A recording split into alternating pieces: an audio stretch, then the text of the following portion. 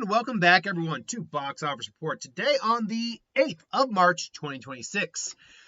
I didn't get the box office right this week. I was right that Hoppers was going to be number one. I called that fairly easy.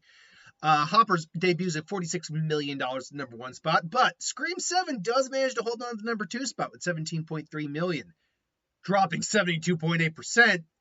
The Bride debuts with $7.2 million. Oof. Goat made another $6.6 million.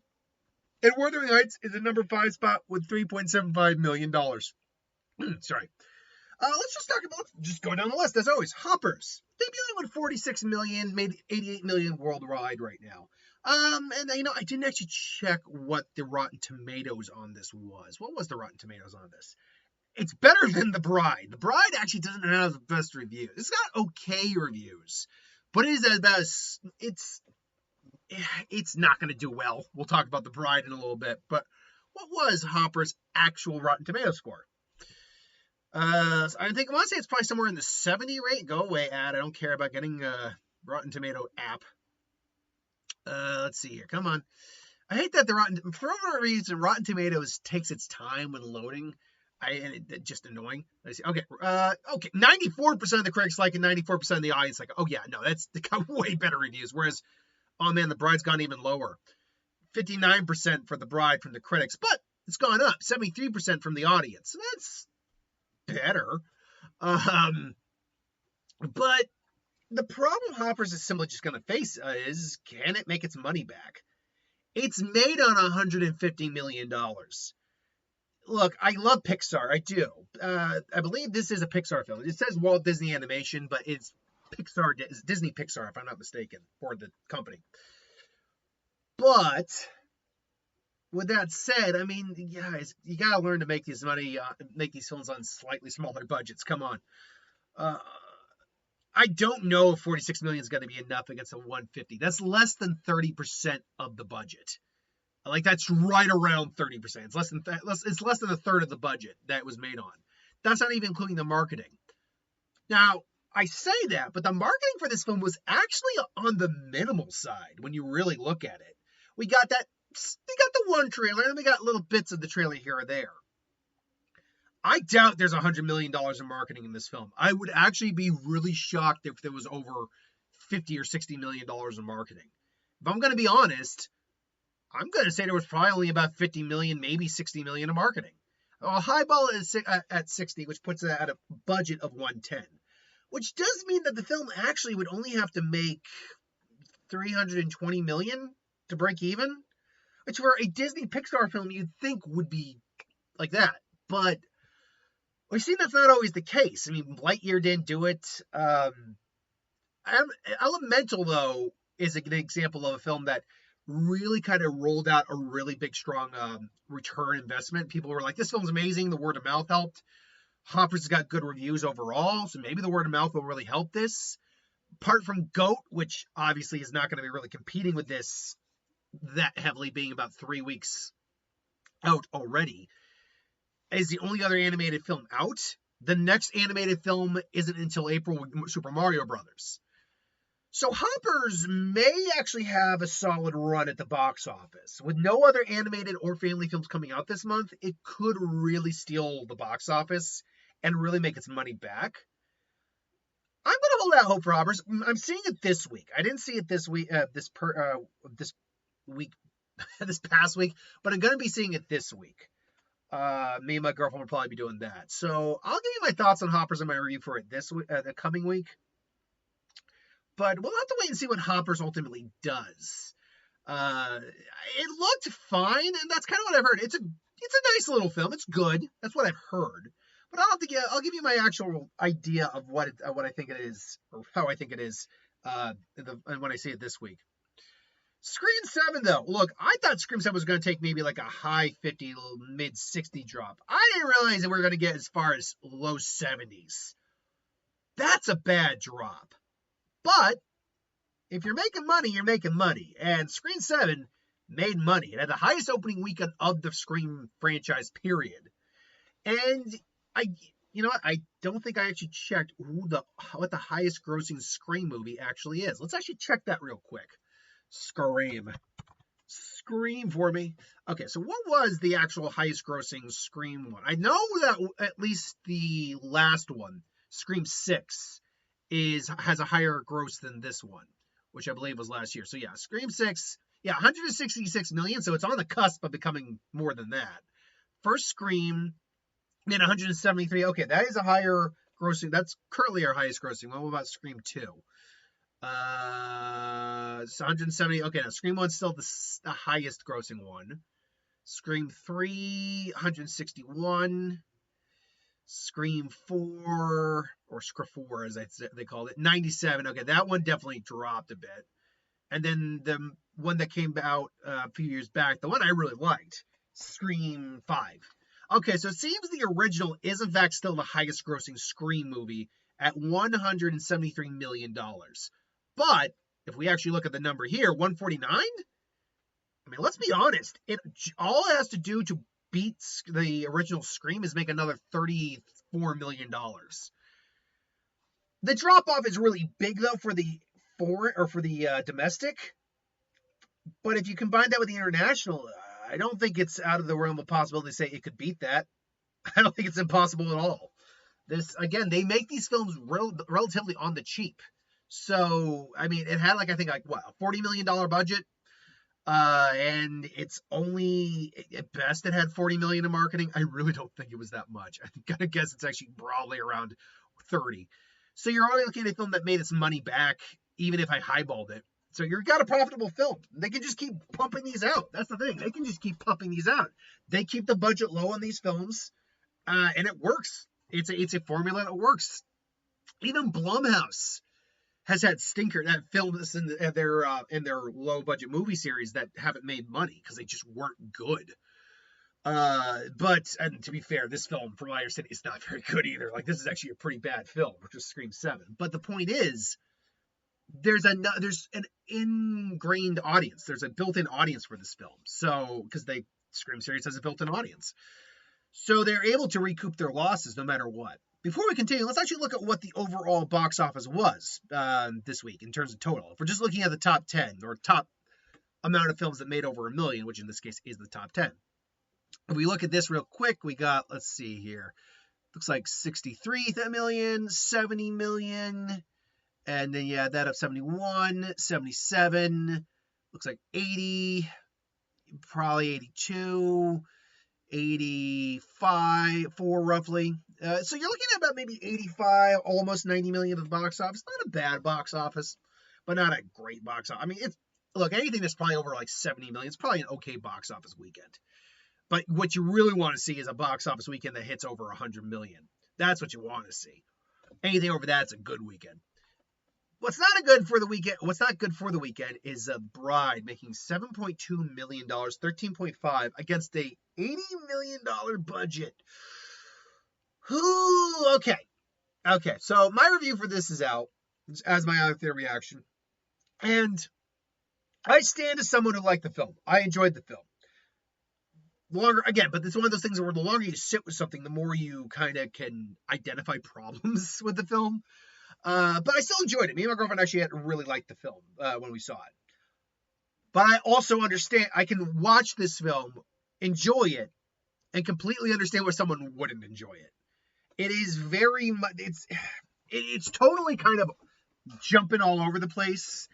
It's got 3 different types of films going on at once. It is a little disheveled. And the critic score kind of reflects that. It's about 59 right now we saw, but it's at 73 from the audience, which is better, at least. It is an improvement from what I saw last. Last time I saw it, they were both at 60. So at least more of the audience is liking it. But why didn't anyone go out to see it is the question. Remember, opening weekend has nothing to do with the quality of the film. It really, except for the people who didn't go to see it based on the early reactions. But it really has nothing to do with the quality of the film in the opening weekend. It's about the people's interest in going to see it. So why was no one interested in seeing this movie? Well, I mean, at first okay. I think this is one of those films that we saw the trailer for way too early. Because if I remember correctly, we were seeing the trailer for this early last year. I don't mean like February or March, maybe like May or June, July, something like that. I remember us seeing the trailer for this relatively early. And like coming in March, like you gotta, your marketing strategy has to be perfect, more or less, these days. You can't market something too early. There's some exceptions, like obviously we've got those little trailers for Doomsday, those little vignette trailers that are online for Doomsday. That's to let people know, oh yeah, Doomsday is coming, this is happening, great, wonderful. But you'll note since January, we haven't seen the actual trailer for that movie yet. That movie doesn't come out till December. We're likely not even going to see that trailer. Really? At best, minimum, we won't get a big true teaser until CinemaCon. More than our Comic-Con. More than likely, it will be around Comic-Con or Spider-Man because they'll pop that first trailer with those movies. That makes sense. And a perfect example of a film that suffered from this was Godzilla King of the Monsters. We got that first Comic-Con trailer, and that was a great trailer. But we got that trailer a year off, and it was playing in theaters. And so what happens is you get, and also the same thing happened with Ilio. I know there was also the writer strikes, Ballerina as well. I feel suffered from this. They've had to push these films back for whatever reason, and therefore we kept getting the trailer for these films, but we just like started to get bored seeing them. And so people's interest initially peaked, wanes, because you just keep getting hammered in the face. And I think that The Bride suffers from that, because I remember we got the trailer pretty early on. But beyond that, it's very possible people got a little Frankenstein out. We have Guillermo's Frankenstein out right now. Well, right now it's up for Oscars, but now this is kind of unfortunately in the shadow of an Oscar-nominated Frankenstein film. So I think that plays a factor in it as well. Beyond that, though, the tone of it, I think, just the trailer alone, maybe the people didn't like the tone of it or the style of it. I don't know. Unfortunately, I liked it. I can still understand why people didn't like it. And on an $80 million budget, I'm going to tell you right now, no bueno. This film is going to lose a lot of money. Warner Brothers was coming off huge wins last year, and now they got that. Now they got a win with Wuthering Heights. We'll talk about Wuthering Heights in a little bit, but yeah, unfortunately, no, not a good continuation of the year for Warner Brothers. God, I hope. Look, I'm just gonna bring it up once. I'm gonna bring it up once. If we're going to talk about it, say in a Q&A, we can talk about it. I actually hope the Paramount deal doesn't go through because, look, the Netflix deal for Warner Brothers looked far better. It looked far better. No one was going to lose their jobs. They're pretty much going to keep most of the studios intact. They're not shady business people who are friends with criminals. And unfortunately, the Ellisons just haven't been running Paramount well. But money talks, apparently. And yeah, and now, again, they don't have to take this deal. Warner Brothers doesn't. A lot of people are thinking they are, but I contend they might just be better off taking the like a couple billion they'll get for the offer and then just continuing doing their stuff, because they're going to ditch HBO Max. They're going to gut the studios. Let's be honest, James Gunn doesn't want to work for these guys because of his political standing. So we're going to lose a promising DC universe that's starting. Most likely. So I hope to God this deal does not go through. And yeah, I mean, I don't know what brought it up apart from Warner Brothers having a loss to start the year with, or not to start the year with, but having a loss coming up, and then realizing that Warner Brothers going to Paramount would be a loss on a monumental scale. It'll be a loss. Anyway, and less movies coming out, less movies being produced. So yeah, I don't like that. I do not like that. Goat, $6.6 million it made this weekend. It's unfortunately, Goat's just not going to end up making money, but Goat's surprisingly got some decent little pair of hooves here. They got a decent pair of feet, a decent pair of legs. But it's just, it didn't open big enough for these legs to matter. That's the ultimate problem here. Go and it opened on what was 27 million. If it opened on like say 10 million more, we could be having a very different conversation. In fact, I'd argue it probably would have been across the break-even point / profitable margin at that point. But no, we're not. Goat's just not going to make us money back, which really sucks. I liked Goat. I really enjoyed Goat. Goat was fun. Wuthering Heights, 3.7 million, a movie that I recognized the quality of it, but just did not enjoy it. Not my thing. But that is irrelevant. It made its money back. Again, this film is another film that, when you really watch it, does not have a huge marketing budget to it. So you're looking at a film made on 80 million, probably is on about 50 million for its budget, if a marketing budget, if that. So you're looking at a film that ultimately had to hit about 195, 200 to break even. It's now profitable. So Warner Brothers has a profitable film, and they got the first $200 million film of the year. Good for it. Now, long term, this film probably isn't going to be considered one of the great classic love stories. Not even literature, to be honest. Hell, it's probably not. It's not going to wind up as one of the great ones, because we know the 50 Shades movies and the Twilight films weighed far more, and this is, frankly, very comparable to those relationships when you look at it literally. And when you look at like the types of characters you're dealing with, it is those are very comparable with each other in terms of the quality of those relationships. Crime 101 made her $2-ish million. Again, a movie that just, I heard was really good. I didn't get out to see it, but I heard it was really good. And it's just not going to make its money back. I've gone on record to explain why this doesn't work. Why Amazon really has to adjust the way they make their movies. Yeah, Amazon has pretty much all the money in the world, so a loss isn't necessarily the end of the world for them, but it's still not good. You want to make money, not lose it. Send Help made her $1.6 million this week, $91.4 million, or this weekend, I should say. Again, not profitable. It's just not, which sucks. Send Help, I Can Only Imagine 2, $1.5 million. That's $16-ish million. Again, surprisingly not profitable either.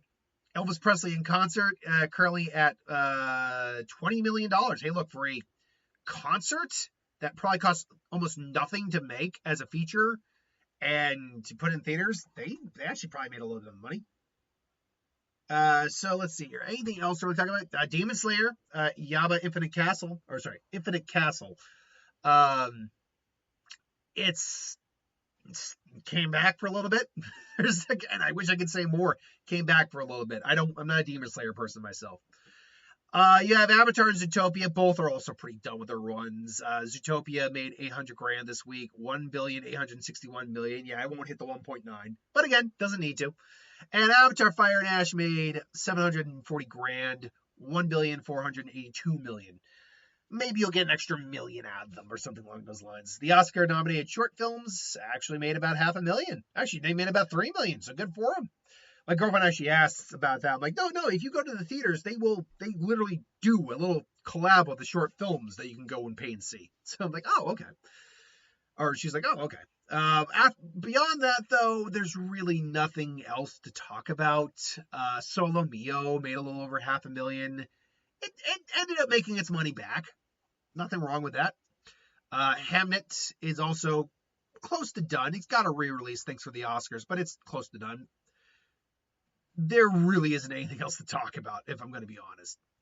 So, yeah, am I surprised by the box office this weekend? Honestly, I am surprised by how low The Bride came in. Like, that one I didn't expect it to make like $50 million or anything like that. But I was thinking somewhere in the 20s, or at least high teens. But yeah, no, that's just not good. This coming week we have Reminders of You, I think it's called. It's not Memories of You, it's Reminders of You. What is the Pow Pow Fish, huh? No, Undertone. Reminders of Him. Sorry, Reminders of Him. Man, that trailer kind of irks me every time I watch it. Not because of this, it's the sappy like love story thing, but because of that scene where the dad punches him in the face for defending her. I'm like, no, you need to get over yourself. Get over your pain of losing your kid. I'm sorry, but yeah, I'm gonna say you need to get over yourself. And it's basically, yeah, you are angry, you are miserable, you are sorrow, you hate her. That's everything she feels as well. She is angry, she is miserable, she is sorrow. She got the man she killed love. She hates herself more than you will ever hate her. So you know what? Bite me on your pain, bite me on your anger, bite me on your grief. If you're gonna throw a punch at someone for trying to actually be empathetic, then bite. And I'm sure by the end of the movie they're gonna come to like realize, oh, we were wrong. But I'm sorry, that just, oh, people like that really piss me off, who are so wrapped up in their own pain they can't see what's actually happening. Just gets under my skin, straight up. Same with that opening for, what was it, the Breadwinner, which I think comes out, is it next week? I think it's the following week of